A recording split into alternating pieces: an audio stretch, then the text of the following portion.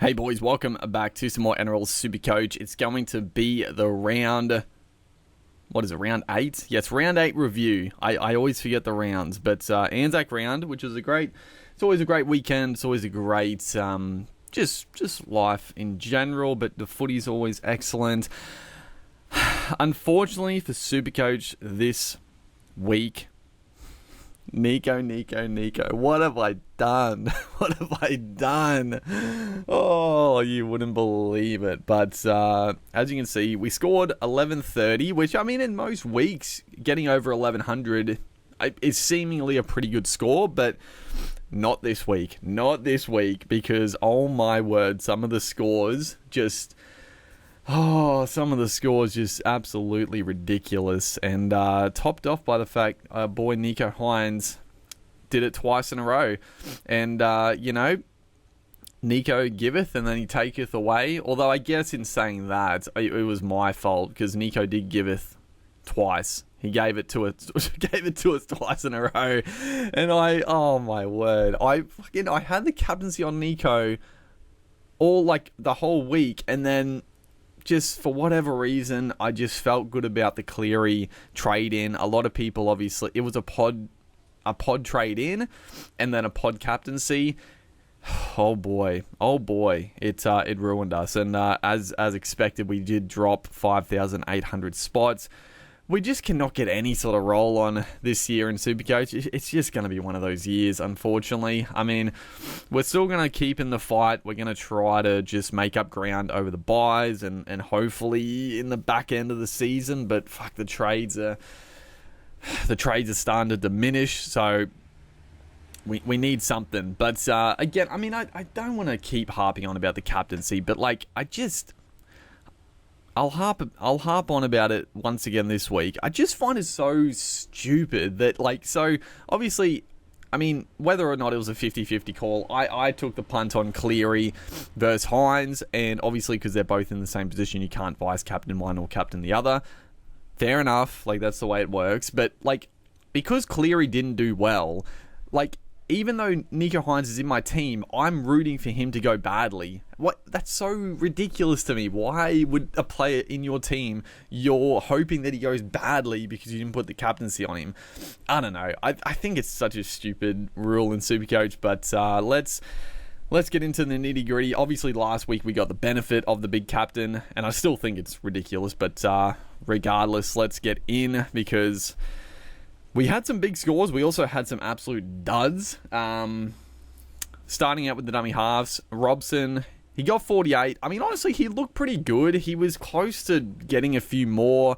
He almost got a try assist off a kick. He looked pretty threatening. I mean, the Cowboys as a whole looked pretty good, which was annoying for me as a Cleary captainer.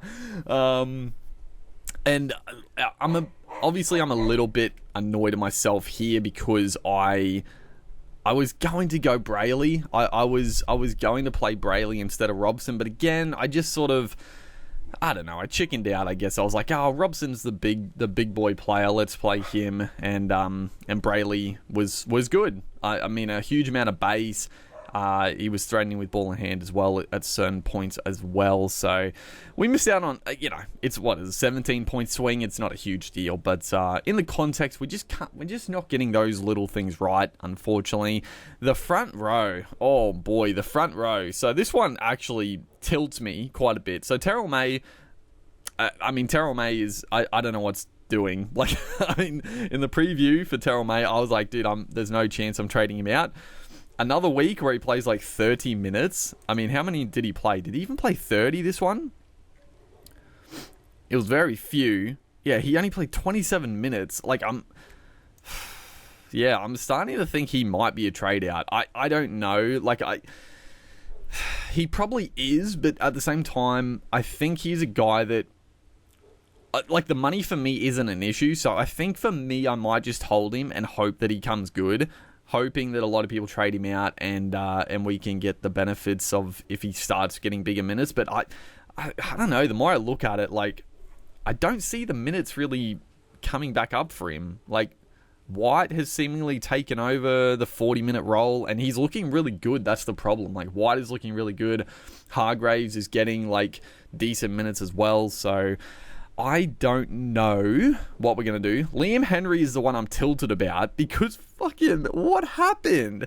Liam Henry, I'm sure a lot of people don't have him anymore, but in this game, he was on like 40 points. He was on like low 40s by the end of the game, and I was like loving life because obviously I didn't trade him out to Semi Fainu, and Fainu got binned, so I was feeling pretty good about that one. I was like, oh, thank God I didn't bring in Sam Fainu. I still think Fainu is like a really good pickup, but obviously it was a bit of an unfortunate little week for Fainu trade inners.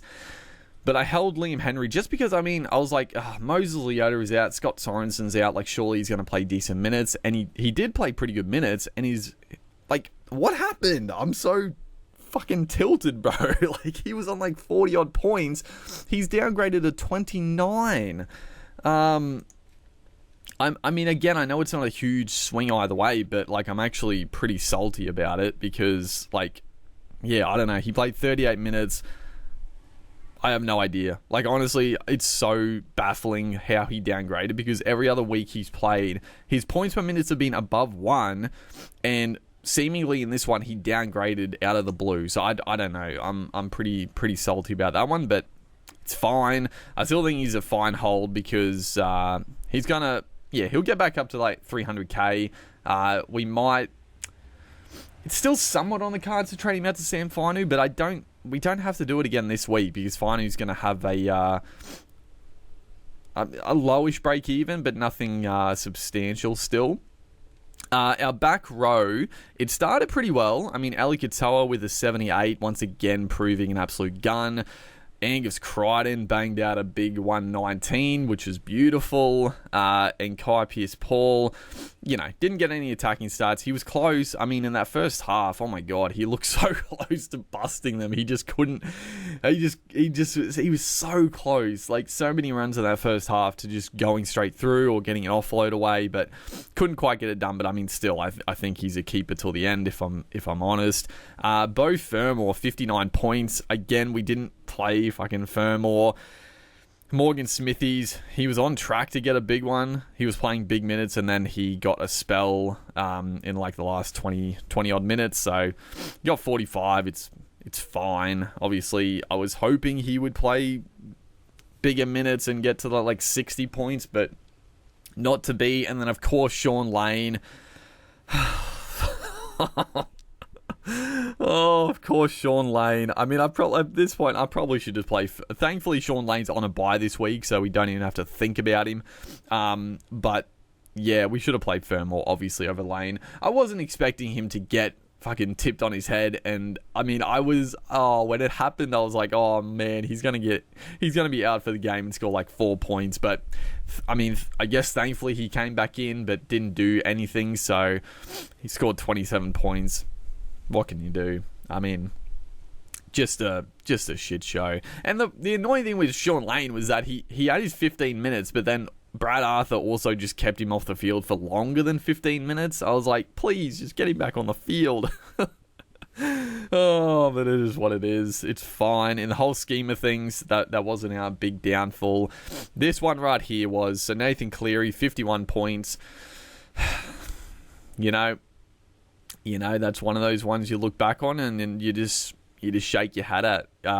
Not captaining Nicho Hines in this one proved just a massive blunder. Like, it's like, I think it's about 120, 130 point swing.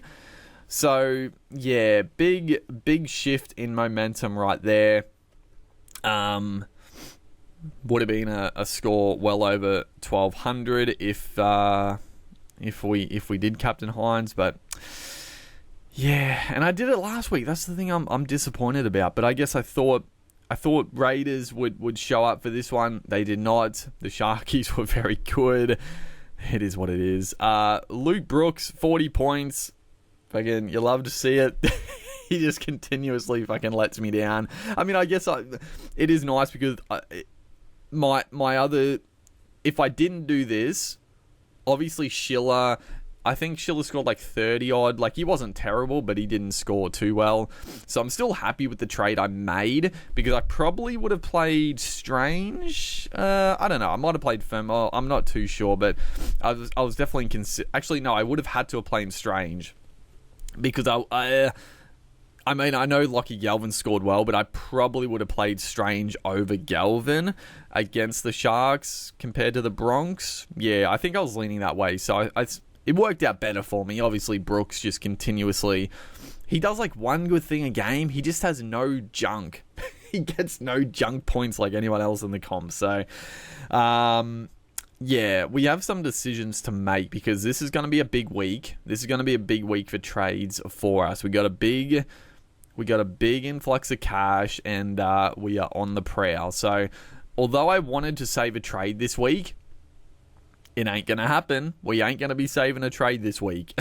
we really need to start saving trades, but, you know, at the end of the day, we have to make them. We just do. Our backline was okay. I mean, Val Holmes, 76 against Penrith. I mean, I will take that every day of the week. He scored a nice try. He looked good. Roger Tuivasa-Sheck, he got fucking dudded of a try because of Wade Egan, but he still scored 58. So, I mean, I'm pretty happy with that. Kale Ero, 70 points. I mean, he's looking like an absolute keeper. And then Taylor May is the one guy I'm like, oh my word. He just... I didn't know it could fall so badly for Taylor May. Like, what happened? In the first couple of games, he looked so involved. He was tackle busting. He was on fire. We traded out Bostock. I mean, I know Bostock scored low this week, but man, I wish I kept Bostock instead of Taylor May. He's just... I should have known. On that left-hand side, Luai just does... He doesn't pass him the ball. He does... And I was so happy, because obviously Taruva was ruled out, or he was, I don't know, dropped, ruled out. I don't know what you want to say, but he was out of this game. And I thought for sure that Taylor May was going to go to the wing, and Paul Alamotti was going to go to the centres, but no. Obviously, they want Taylor May in the centres, and Alamotti had a field day. Taylor May just saw no football, and he just... Luai just, every time Luai has any shape on the left, he just doesn't pass, and he skips back to the right-hand side and goes right again. He is absolutely doing my head in fucking on that left-hand side. Ethan Strange, 23. There'll be... Yeah, I mean, like I said, I without Fogarty, I mean, I did call it that I thought the Raiders would be in trouble. I didn't think they would get absolutely smoked. I more thought their backs would have a bit of a struggle, but yeah, I mean, the kicking game and just not having that controlling half, like, it doesn't stop the rampage the Sharks put on, but it definitely, it doesn't help, that's for sure. And yeah, I don't know. We'll have to talk about Strange, because I'm not sure what I'm thinking there at the minute. Blaze Solangi obviously didn't play. That's fine. And Jacob Gagai, our boy, he scored 2 tries. Obviously, I didn't play him. I mean, he was coming up against the Storm. But honestly, he's on that left-hand side. And Cody Walker, the Rabbitohs, they still are looking pretty shit. But that left-hand attack is still pretty slick. Like, they absolutely carved up the Storm right-hand edge. And Gagai had a field day. He honestly, he could be I mean, they take on Penrith this week, so he's not a play this week, but going forward, it's beautiful. And the fact Tane Milne is an absolute moron means he's suspended, so it means Gagai is extra safe for a couple of weeks. Oh, it's beautiful. It's beautiful. Gagai, you beautiful bastard. He's back. He's back. And then our fullbacks, Ryan Papenhausen, 92. Obviously, I didn't loop. I should have. I really should have. But yeah, we didn't end up looping. I was actually going to loop. I just forgot to do it. Yeah, I was going to, because I wasn't going to trade out Liam Henry, and my plan was I was going to take the loop, but just forgot. And then the game started for Penrith, and I was like, oh well, we'll ride it out. Not to be. And then Reece Walsh, I I was still umming if I was going to bring in Walsh, but I thought, you know what? We'll bring him in. He looked really good. Obviously, I'm a little worried that he's just having these like cramps and fucking sickness. And I'm not going to lie, after that game, in my head, I was like, shit, do we just trade Walsh this week to Drinkwater? I know it's insane, but we could. But I probably won't. I probably won't just because there's other important trades to make. Because the Cowboys, who do they take this week? The Dolphins. Okay, I mean, it's I don't know. I mean, the Dolphins are very up and down. You don't really know if they're going to pull out their defensive game or not. So it's not the worst game not to bring in Drinkwater, but we'll talk about that. So yeah, what else to be said? I mean, let's have a look at the high scorers for the week. Obviously topped off by, Sammy Walker. 172, if you don't mind. I'm not going to go Sam Walker. Obviously, I've got Cleary and Hines, but he does cover round 13. So if you somehow had Sam Walker, you'd be happy. You'd be loving it. Nicho Hines, 160. Munster banged out a big 148. Ruben Garrick, 145, which is honestly the most annoying one that Garrick got 145. It's just, oh man, just so annoying. Also, the other point with Taylor May, right? The other thing that I'm just fucking fuming by is that the Cowboys lost Chester like early on in the game, which meant Sam McIntyre was on that center pretty much the rest of the game, and still the Panthers didn't attack his side. Taylor May up against Sam McIntyre, and he sees no ball. Like, if Taylor May isn't going to get any good footy against a middle/edge back rower, he's never going to get good football. Like, I wish. Oh, I couldn't believe it. I actually couldn't believe it. But yeah, Garrick, Dave Fafita, 126, Angus Crichton, Fanua Blake with 2 tries. Oh my god. Just, far out, dude. Look at the scores. Ramian, Azarko. I was actually very tempted by Azarko as well as a bit of a pod. It's very annoying that he got 113. Like, he's pretty affordable for what he can do, but yeah, a lot of people might jump on. Nat Butcher, Nanai finally had a decent game. Jaden Sewer, Katoa, Trey Fuller, the young cheapy fullback. We'll talk more about him in the preview and maybe team list, but yeah, we'll talk more about it, but I'm probably not going to go there. Brian To'o, honestly, I'm surprised he only got 98 because he had like 20 tackle busts. He scored. Did he score a try? Yeah, he scored a try. I'm honestly shocked he only got 98 points. That seems insane for like the amount of like just points he seemed to get, but that's fine. Harry Grant finally got a 95. I mean, I'm somewhat annoyed I didn't go Robson to Grant last week, but it is what it is. I knew it was like, I knew Grant was about to kick on. I could still do it this week. I just feel like the fact that I waited, actually, it's still very tempting to do because Robson, I don't know. That's the only thing. I just don't know if Robson's going to play State of Origin. That's the big kicker. Obviously, the other dummy half, Api Coruscant, I'm very thankful that I traded him out. Obviously, very unlucky for people that owned him. I don't know. I mean, he obviously hurt his back in that tackle. I don't know. I don't think it's anything too serious, but obviously it's just, Api is a bit susceptible to an injury, so I'm pretty happy I got rid of him. I probably should have traded Robson to Grant last week instead of going Walsh, but it is what it is. So looking forward, who are the main trade outs? So don't get me wrong, I am somewhat tempted to get rid of Walsh. I just feel like, I don't know, getting him in for 1 week and then trading him, is that really the way to go? I don't know. I mean, I just like, They got Roosters this week, which I think is going to be a tough game. Parramatta, granted, is good. Manly and then Gold Coast. Maybe just hold Walsh until round 13, and then you can decide if you want to trade him to Drinkwater for that round 13 coverage. That's probably the smarter idea, honestly. I think the trade now is just a little bit too silly. Val Holmes, Iro, even Tuivasa, I don't know. I'm pretty happy to hold Tuivasa-Sheck still at the moment. Taylor May is on the chopping block, absolutely. It's just, he plays round 13, so I don't know. Do you just hold him until then? Obviously, Ethan Strange is on the chopping block. Luke Brooks is on the chopping block. I guess now it's a matter of do I trade Ethan Strange or do I trade Luke Brooks? Because obviously I can swing Strange up to 5'8". I don't know. You probably trade Strange. I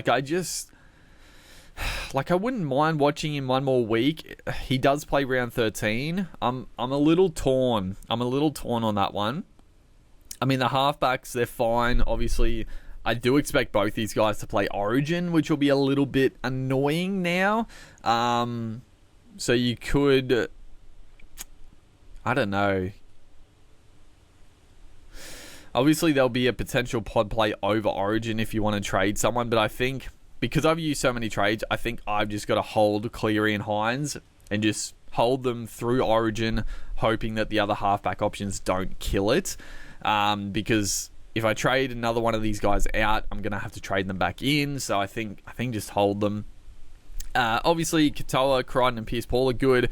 I mean, Fermor is becoming like a really solid option as well now. Smithies, I'm still fine to hold because he plays round 13. Sean Lane, I mean, I know people are going to trade out Sean Lane, absolutely. But he plays round 13, so I'm like, do I really trade him? I don't know. I mean, he's got a tough run coming up, but then Sharks and Bulldogs, I don't know. We'll have a look at options there as well. Our forward pack or front row, I mean, Curran obviously comes back in, which is nice. Sam Hughes, he could be, well, I think he plays around 13 as well. So, I don't know. I mean, honestly, we could save a trade this week. I sort of do want to have a big week of trades, but we don't have to. Robson, I'm still half tempted to trade to Grant this week because, again, it's a complete sideways trade. I think they're like the same price. Grant's like slightly more expensive, I think. And then I've got Brayley for the buy coverage. So I don't need Robson, but they do have a good draw. That's the thing with, I probably won't because Robson does have a good draw coming up as well, though. Yeah, Dolphins, Gold Coast, South. It's pretty good. You probably don't. Yeah, I don't know. I'm a little torn now on who to trade. Obviously, the big targets are another gun centre winger, like I talked about. I mean, Tungo is still appealing, although he only scored like 30-odd points. Jacob Kiraz, again, I'm very, very keen on Kiraz, and the fact that there was so many massive scores this week, I think Kiraz, again, is going to go a bit under the radar, so I actually love the Kiraz play this week. I think I'm so happy they had a bye last week because people will probably forget what he did. And now with all the massive scores, people are going to be clamoring to get other players in. I think Kiraz he's prime for the plucking. Obviously, I mean, still like a Lomax, like Garrick is still very tempting at like 600k, even though they've got a pretty tough draw soon. Yeah. And then the back row, I mean, I'm still like Dylan Brown is also appealing. I gotta say, Dylan Brown's pissing me off as well, dude. He's becoming the ultimate unicorn point for updates. I'm pretty sure Dylan Brown was on like 50 points.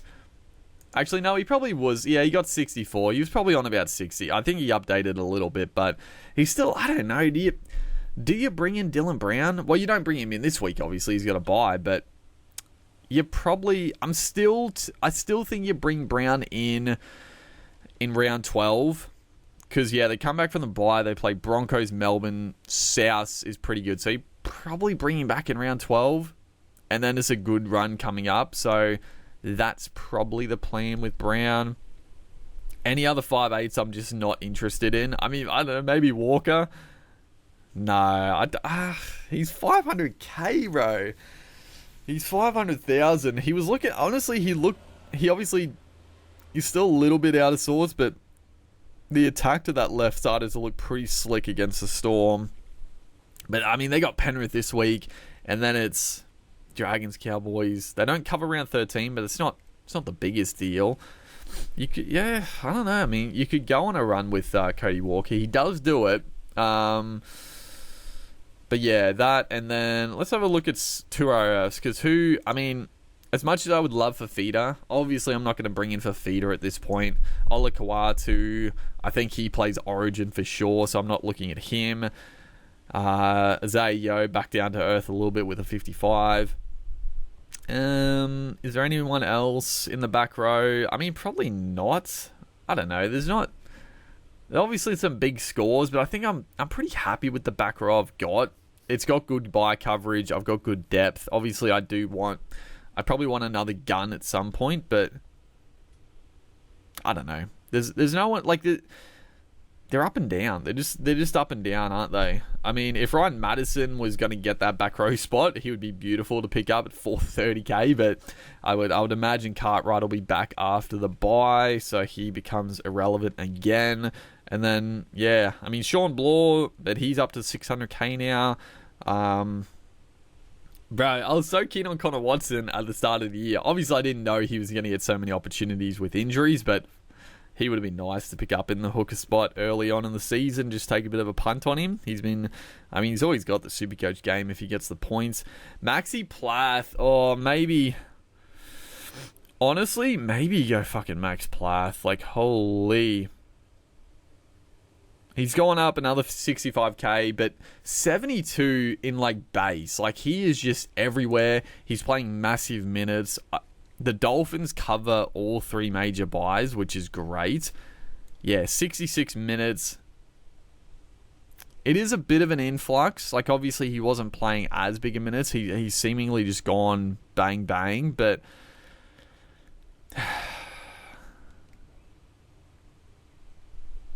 they don't play 14, but man, 13, 15, 16, 17, not 18, 19, 20. Like, it's such a good run for the Dolphins. Like, you do sort of want Dolphins, and I do like Plath. Yeah, he's probably the one back rower. You could pick him up in 5'8", obviously. I could trade out fucking Luke Brooks for him, which is a downgrade, which I do like. Or get rid of fucking Sean Lane. I don't hate either. But yeah, there's some decisions to make. I still think our team is looking pretty good. I don't know. We just cannot get on any roll this year. We're making the 50-50s. We are not making the right decisions most of the time.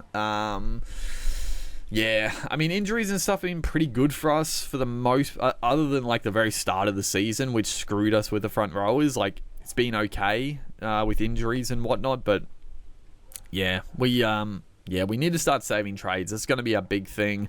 Probably 2 trades this week, and then other than that, we really need to start saving them. And I do think we are in a good position to start saving like quite a few. So other than that, hopefully you guys had a better week than I did. Hopefully you captained our boy Nicho Hines. And yeah, make sure to like and comments. I'll be back with the team list and preview for the upcoming round later in the week. So yeah, hopefully you guys enjoyed. See you guys in the next one.